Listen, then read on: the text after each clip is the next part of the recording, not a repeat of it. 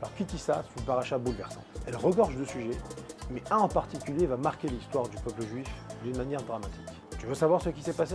Allez, prends un café, je t'attends.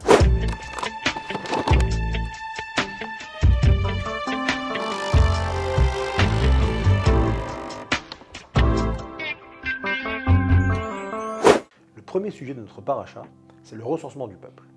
Mais le problème, c'est qu'il est interdit de compter les individus directement. Chacun doit apporter une contribution fixe. Et en additionnant la somme totale, on peut déduire combien ils sont. Cette somme, c'est le machatzit shekel, le demi-cycle d'argent. Mais pourquoi un demi et pas un entier? Eh bien, c'est pour nous apprendre que tout seul, on n'est qu'une moitié, et qu'on ne peut être entier que si nous sommes ensemble. C'est donc chaque année au mois d'Adar que cette somme est collectée pour financer les sacrifices du temple. Tout le monde versait exactement la même contribution, sans distinction entre riches et pauvres. Après le recensement, notre paracha nous parle d'un ustensile du Mishkan, le kior. Ce grand bassin en cuivre, placé dans la cour du tabernacle, était équipé de robinets permettant aux Kohanim de se laver les mains avant de débuter leur service. Ces ablutions étaient indispensables avant toute avoda dans le son.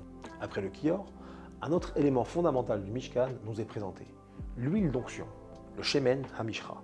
Cette huile sacrée servait à consacrer tous les ustensiles du Mishkan, mais aussi à introniser Aaron et ses fils.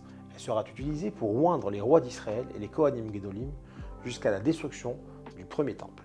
Si Moshe a pu déléguer la fabrication des autres ustensiles, la préparation de cette huile était une mission qui lui revenait exclusivement. La réserve qu'il a confectionnée est la seule qui n'ait jamais existé, et son emplacement sera révélé à la venue du Mashiach.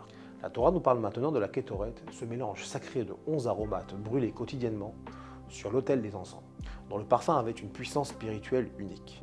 Le respect du Shabbat est à nouveau rappelé, bien qu'il figure déjà parmi les 10 commandements. Ici, il est souligné pour nous enseigner une règle essentielle.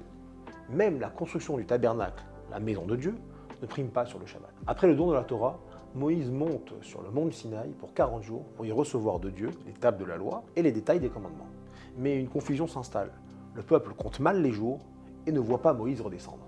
Pris de panique, ils pensent avoir perdu leur guide et cherchent un remplaçant. Ils demandent alors à Aaron de leur fabriquer une représentation visible de Dieu. Aaron leur demande de rassembler leurs bijoux et leur or dans l'espoir de temporiser et calmer leur élan.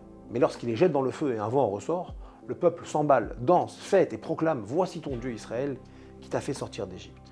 Bon, quand la Torah nous parle de faute, surtout pour des personnages d'exception, il ne faut pas le comprendre de manière simpliste. Ces hommes et femmes sont à un niveau spirituel très élevé. Et leur erreur n'est jamais une faute grossière ou évidente, mais plutôt une dérive subtile, un glissement dans la finesse. Ici, certains, notamment le Erev Rav, le groupe d'étrangers qui avait suivi les Hébreux, ont réellement sombré dans l'idolâtrie. Mais pour la grande majorité du peuple, il ne s'agissait pas d'abandonner Dieu, mais de remplacer Moïse, de chercher un moyen concret de représenter la divinité sur terre, comme le faisait Moïse, afin de maintenir leur connexion avec Dieu. Alors pour nous, cela pourrait sembler anodin, mais à leur niveau, une telle tentative était déjà une erreur spirituelle d'une gravité extrême, point que la Torah l'assimile à de l'idolâtrie. Le veau d'or n'était donc pas un simple retour au paganisme, mais une confusion sur la manière d'approcher Dieu, une erreur de perception qui a eu des conséquences dramatiques.